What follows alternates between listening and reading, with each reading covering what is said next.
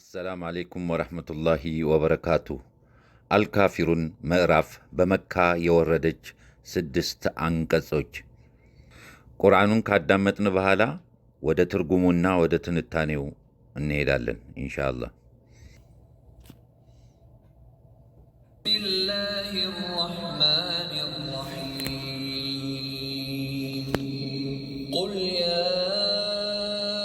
አዩሀል ካፊሩን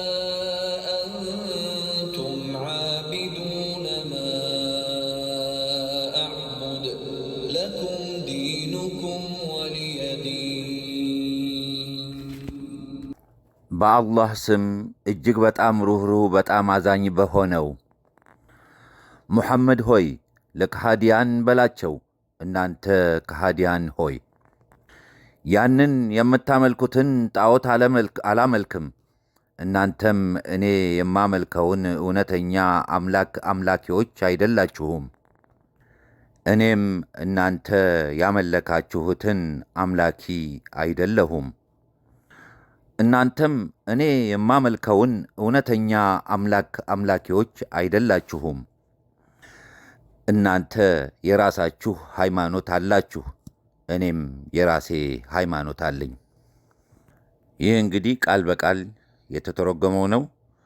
ይህንን እንግዲህ ሲተነተን ቁርአኑ ላይ እንደተነተኑት ለነቢዩ ሰለላሁ ዐለይሂ ወሰለም ከአላህ የተሰጠ ትእዛዝ ነው። የዚህ አቂዳ ጉዳይ በአላህ እጅ ብቻ እንደሆነ ያመለክታል። ነቢዩ ሰለላሁ ዐለይሂ ወሰለም ከዚህ መለኮታዊ መልእክት ሪሳላ ጋር በተያያዘ ያላቸው ሚና የታዘዝኩትን ከማድረስ የሚያልፍ በራእይ የተናገራቸውን ከማስተማር የሚዘል አይደለም። እርሳቸው የእነርሱን አምላኮች፣ እነርሱ ደግሞ የእርሳቸውን አምላክ እንደማያመልኩ ተደጋግሞ መገለጹ የነገሩን ክብደት ለማሳየትና ለአጽንዖትም እንደሆነ የቁርአን ተንታኝ ምሁራን ይናገራሉ። ተለያይተናል፣ ፍጹም ተለያይተናል። ሁላችንም የምንከተለው የየራሳችን ፍኖት ነው። እኔ የተውሂድን፣ እናንተ ደግሞ የሽርክን ፍኖት። ሊያገናኘን የሚችል ድልድይ የለም።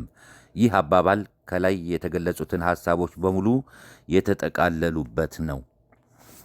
የአልካፊሩን ምዕራፍ መግቢያ በመካ የወረደች ምዕራፍ ናት። ተውሂድ ላይ ታተኩራለች። ከሽርክና ከጥመት መጽዳትን ታስተምራለች። የመካ ጣዖት አምላኪ አጋሮች ነቢዩን ሰለላሁ ዐለይሂ ወሰለም አንድ ስምምነት ጠየቁ።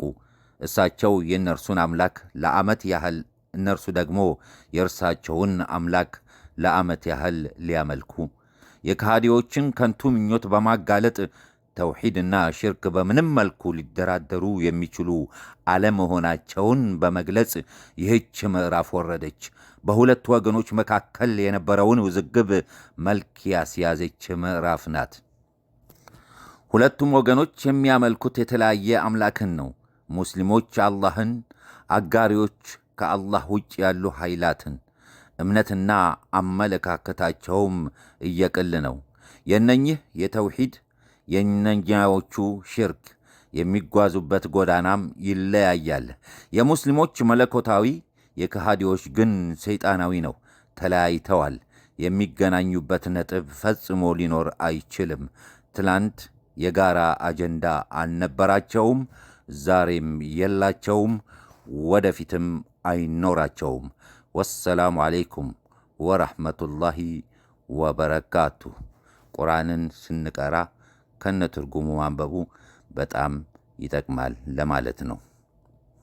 ወሰላሙ አለይኩም ወረሕመቱላሂ ወበረካቱ።